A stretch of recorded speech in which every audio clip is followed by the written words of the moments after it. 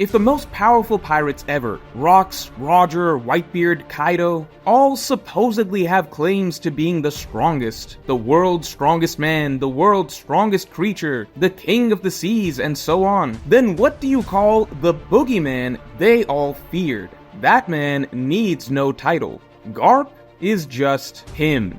The only marine ever to truly strike fear into the hearts of even the strongest pirates, before whom titles like Pirate King and World's Strongest Whatever are irrelevant because this man exists to hunt them all.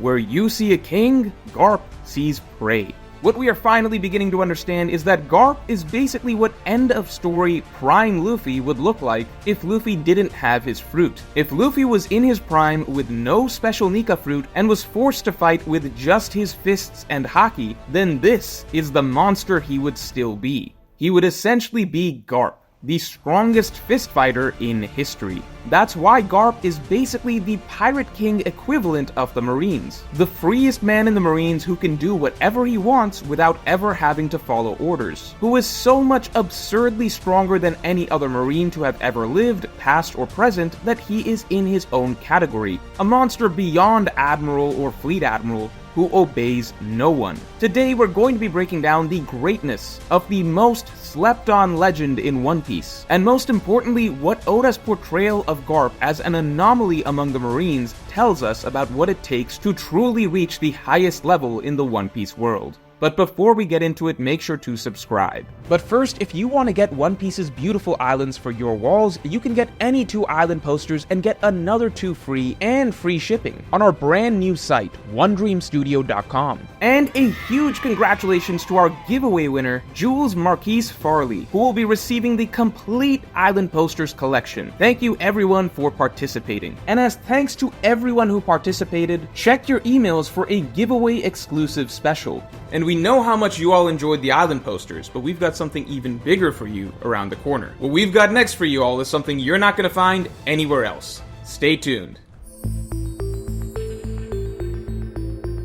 So that aside, to begin with, out of all the old legends in One Piece, Garp has historically been the most underrated by readers. Maybe because he never officially held the title of, say, World's Strongest Man like Whitebeard, or King of the Seas like Roger. But while all of these pirate legends always get called the strongest or the greatest, Oda has always played it coy with Garp, saying that he is the hero of the Marines, and that he cornered Roger many times without specifying what exactly that means about his strength. But now we're finally seeing the full picture. While Garp never held one of the more popular world's quote-unquote X titles among the general public, what matters more is Garp's reputation among those who actually matter, among the pirates themselves. And among pirates, Garp was considered the devil himself.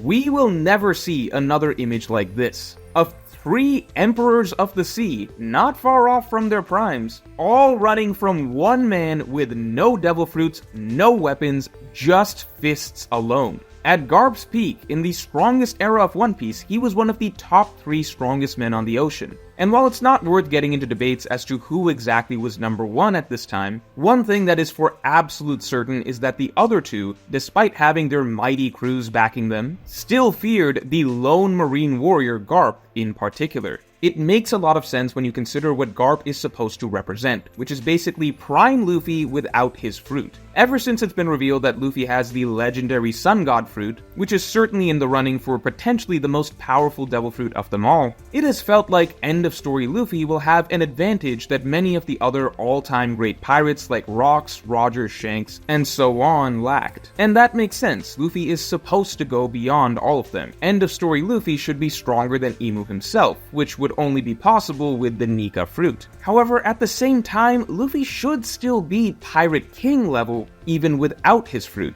It just wouldn't feel like Luffy is a worthy successor to Roger if he was any less proficient a Conqueror's Haki user than Roger, and Oda implies as such in the Kaido fight. Now, while we will never get to see this hypothetical version of end-of-story Luffy without his Devil Fruit, Garp essentially represents exactly what that would look like. That's why Oda designed Luffy and Garp to be exact mirror images of one another. with the same personality and same fighting style, and Oda established that Garp was equal to Roger. And in that sense, if we consider Prime Garp as symbolizing peak Luffy without his fruit, then Garp also essentially represents the pinnacle of what can be achieved with pure Haki alone. Since remember, the other candidates for best pure Haki user aren't actually just pure Haki users. They all also have their legendary weapons. Garp is actually the only true Pirate King level character who is a pure Haki user, who needs no fruits and no tools, genuinely just Haki. And there's no debating this point, because it doesn't really make sense to argue that these legendary weapons aren't a valuable tool for all of these characters, because otherwise, why the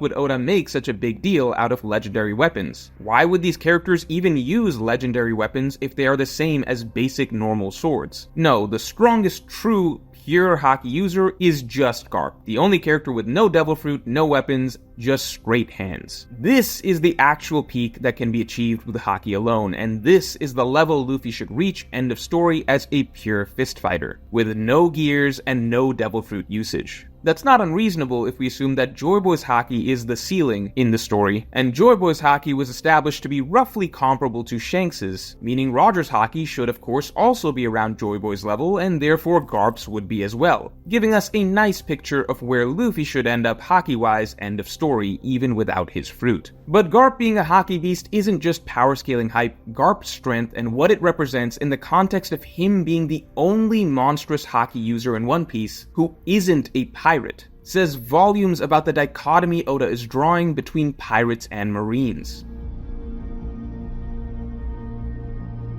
Now in One Piece, we often refer to quote-unquote Admiral level and Yonko level as separate things, because the most common perception among the reader base is that Admirals, on average, are not quite as strong as Yonko. Note, when people refer to Yonko level, they are generally referring to the level of the OG Yonko, the monsters who split the sky when they clash with one another, not the new guys. Now, while some readers may argue that specific admirals, like maybe Akainu, are Yonko level, you pretty much never see anyone argue that any admirals are quote-unquote Pirate King level, aka on the level of characters like Prime Roger, Prime Whitebeard, Prime Rocks, and so on. But there is one marine who breaks that trend, which is, of course, Garp. And Garp exists as the important exception to this rule, precisely to illustrate one of the most important messages in One Piece. Those with the strongest Conqueror's Haki are those with the strongest wills, and of course the problem is that those with the strongest wills are normally not going to be part of the Marines. This is the simple reason that the Marines, despite being able to fill their roster with extremely strong characters like Admirals who have powerful devil fruits and advanced mastery of armament and observation Haki, still never really have any Pirate King level characters, because to reach that absolute top level, you need top tier Conqueror's Haki.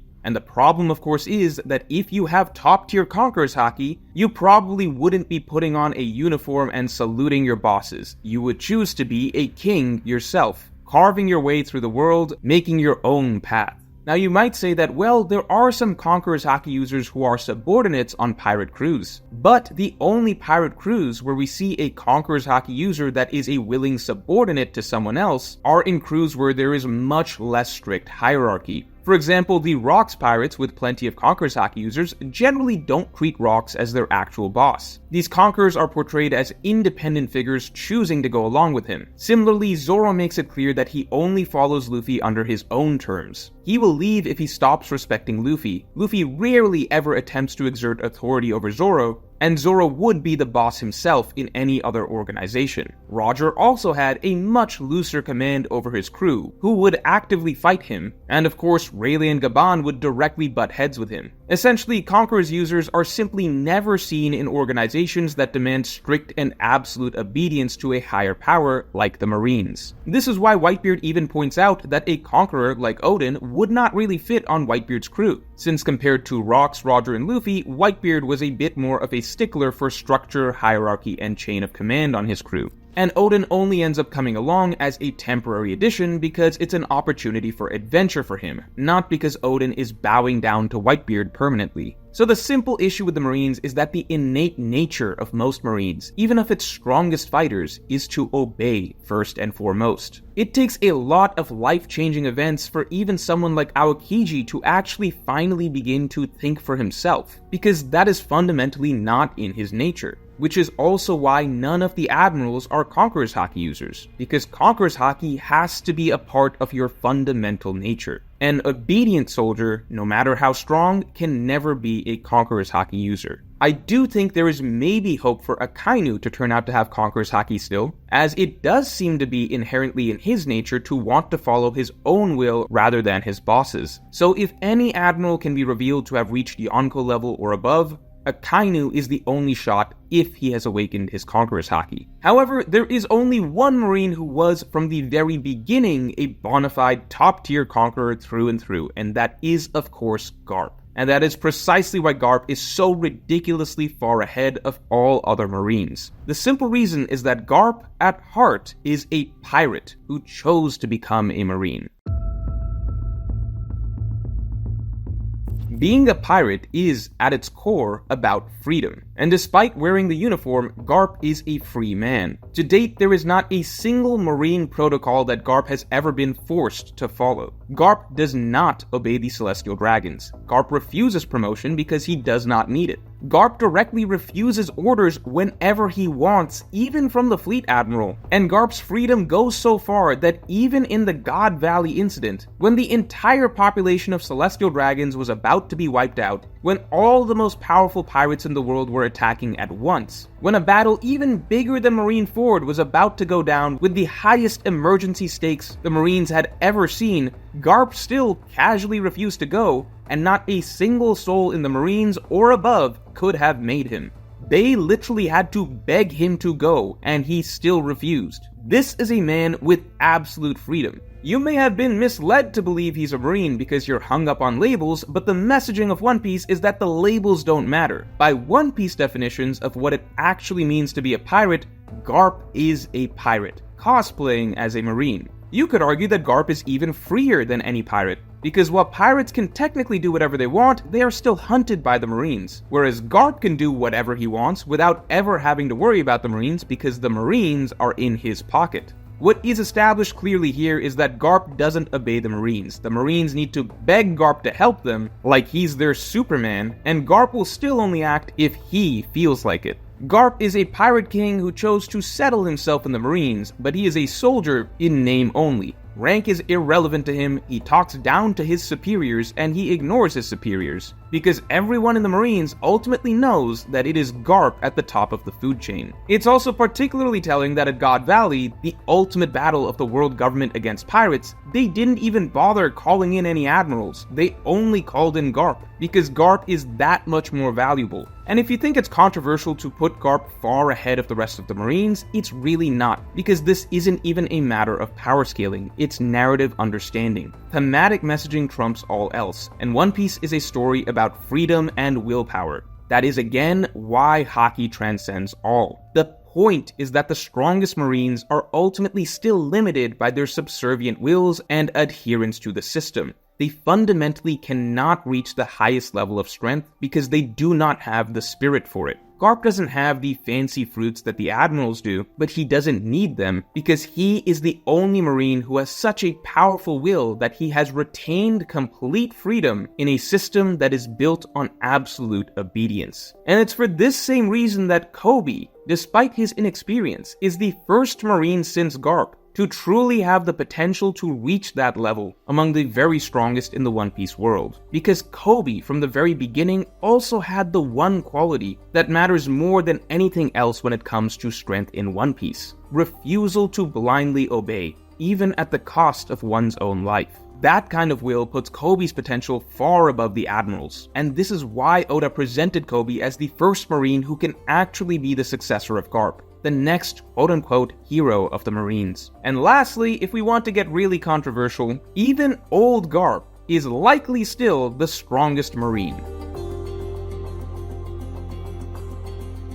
Garp being above the admirals was first hinted at in Marineford, when an enraged Akainu's attack and Kizaru's strongest attack in the entire series both failed to damage or even move Marco, whereas a basic punch from Garp easily did. Garp was in fact the only character able to damage Marco, with minimal effort. Again, Conqueror's Haki ultimately trumps all, even powerful Logia abilities. Garp was definitely not lying when he said he was going to kill that damn Sakazuki, and it has already been established in Luffy vs Kaido that Magma isn't going to do jack shit against Conqueror's Haki coding. So unlike old Whitebeard who could no longer use Conqueror's Haki to protect himself from Magma, Garp is clearly still able to use his Conqueror's Haki with no problem. If Marineford first hinted at old Garp's superiority over the admirals, this was further reinforced during Garp's fight against Aokiji. Oda has Aokiji literally outright admit that he could not take down old Garp without the help of an entire Yonko crew backing him, and there is zero reason for Aokiji to be lying here. Now, despite Aokiji making that clear for us, for some reason a faction of readers still protests that their headcanon trumps what Oda spelled out for us, even though in the fight itself, Garp got the better of, or at worst tied with Aokiji in all of their one-on-one exchanges. And no, Aokiji didn't throw the fight to let the Marines escape, since the only reason the Marines failed to escape in the first place is because Aokiji intervened and stopped them. I've seen some people argue that Aokiji's will was wavering in the fight against Garp, which is a strangely common misinterpretation of this scene and of Aokiji's entire character. In this scene, Aokiji is the one trying to make Garp's will waver by asking Garp if he can kill his old apprentice to save his new one.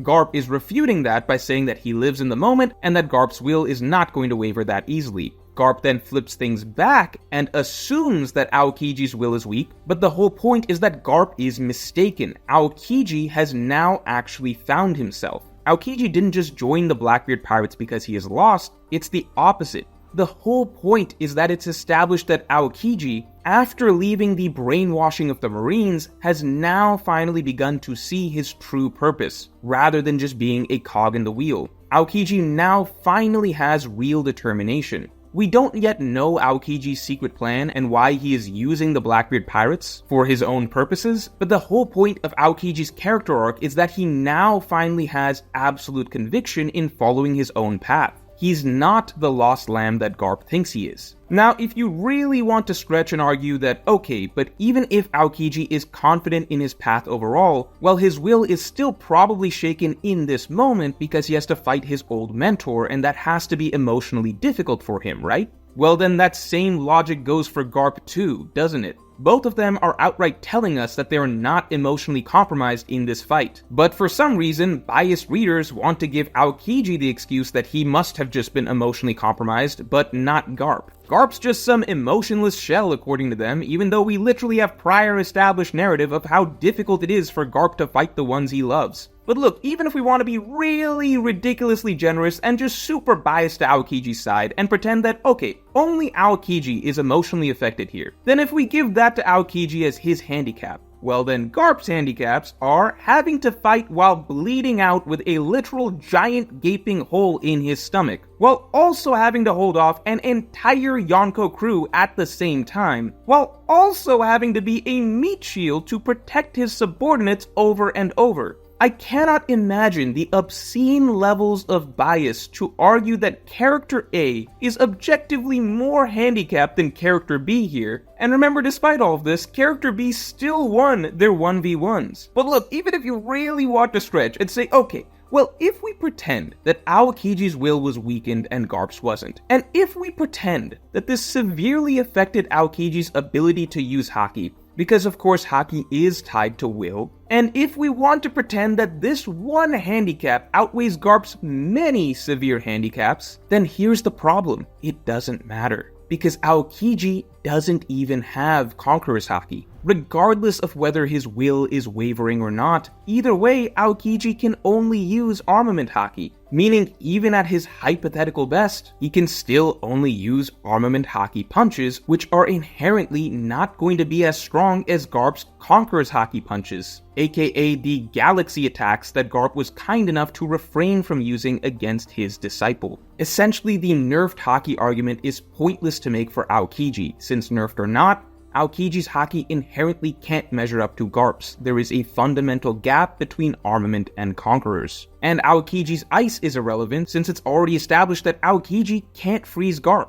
Even Aokiji using one of his serious moves that he used against Whitebeard himself at Marineford, he couldn't freeze Garp because yet again, haki trumps all. That's what it really comes down to. Garp is the one true Hakiman of One Piece. There is no shame in losing to Garp because Garp is simply Oda's depiction of Luffy without the fruit. And the entire point, thematically, not power scaling anymore here, but thematically, is that no Marine can ever measure up to Garp because Garp is the only Marine whose inherent nature is to follow his own will, to be completely free and to refuse to obey. That is, except for his one and only genuinely worthy disciple. So let me know in the comments below what you think of Garp, the pirate king who became a Marine. And if you enjoyed this video, then definitely like and subscribe, and you can get my extended thoughts on why Sengoku has Conqueror's Haki by listening to my weekly podcast that just dropped, by becoming a member, or by supporting me on Patreon. Link in the description below.